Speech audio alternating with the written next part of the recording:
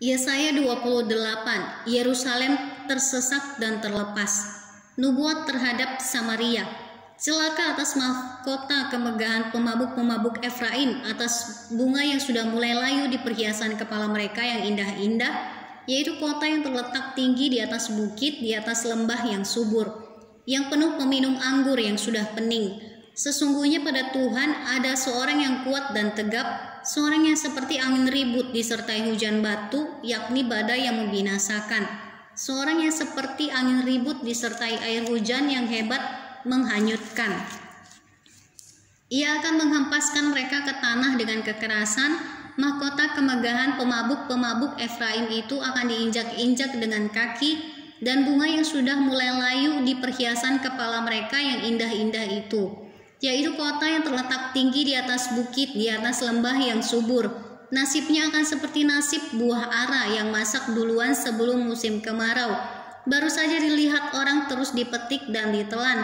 Pada waktu itu Tuhan semesta alam akan menjadi mahkota kepermaian dan perhiasan kepala yang indah-indah bagi sisa umatnya. Akan menjadi roh keadilan bagi orang yang duduk mengadili, dan menjadi roh kepahlawanan bagi orang yang memukul bundur peperangan ke arah pintu gerbang. Terhadap pemimpin-pemimpin Yerusalem. Tetapi orang-orang di sini pun pening karena anggur dan pusing karena arak. Baik imam maupun nabi pening karena arak, kacau oleh anggur. Mereka pusing oleh arak, pening pada waktu melihat penglihatan, goyang pada waktu memberi keputusan. Sungguh segala meja penuh dengan muntah, kotoran, sehingga tidak ada tempat yang bersih lagi. Dan orang berkata, kepada siapakah dia ini mau mengajarkan pengetahuannya, dan kepada siapakah ia mau menjelaskan nubuat-nubuatnya. Seolah-olah kepada anak yang baru disapih dan yang baru cerai susu. Sebab harus ini, harus itu, mesti begini, mesti begitu, tambah ini, tambah itu. Sungguh oleh orang-orang yang berlogat ganjil dan oleh orang-orang yang berbahasa asing akan berbicara kepada bangsa ini. Dia yang telah berfirman kepada mereka, inilah tempat perhentian, berilah perhentian kepada orang yang lelah, inilah tempat peristirahatan, tetapi mereka tidak mau mendengarkan.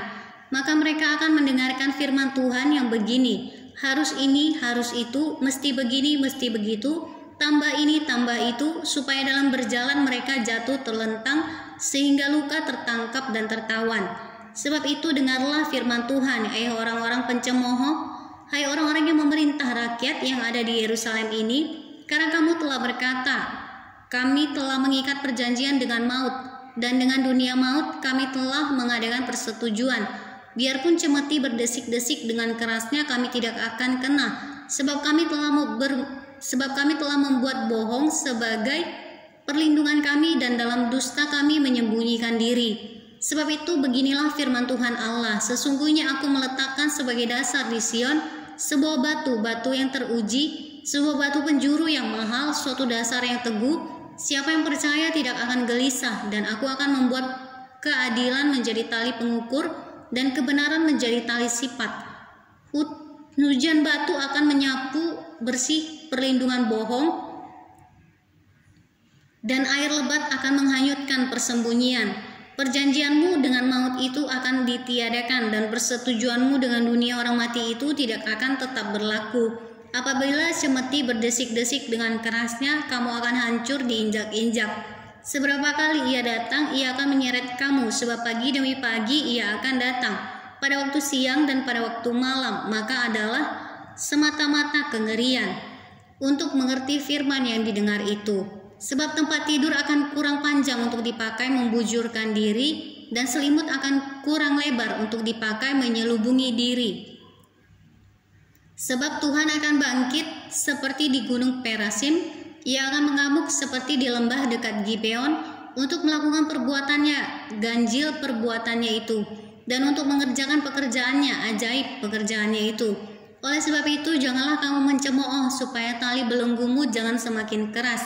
Sebab kudengar tentang kebinasaan yang sudah pasti, yang datang dari Tuhan Allah semesta alam atas seluruh negeri itu.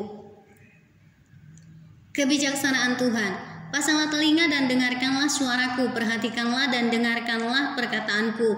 Setiap harikah orang membajak, mencangkul dan menyisir tanahnya untuk menabur, Bukankah setelah meratakan tanahnya ia menyeretkan jintan hitam dan menebarkan jintan putih, menaruh gandum jawawut dan jelai kehitam-hitaman dan sekoi di pinggirnya. Mengenai adat kebiasaan ia telah diajari, diberi petunjuk oleh Allahnya.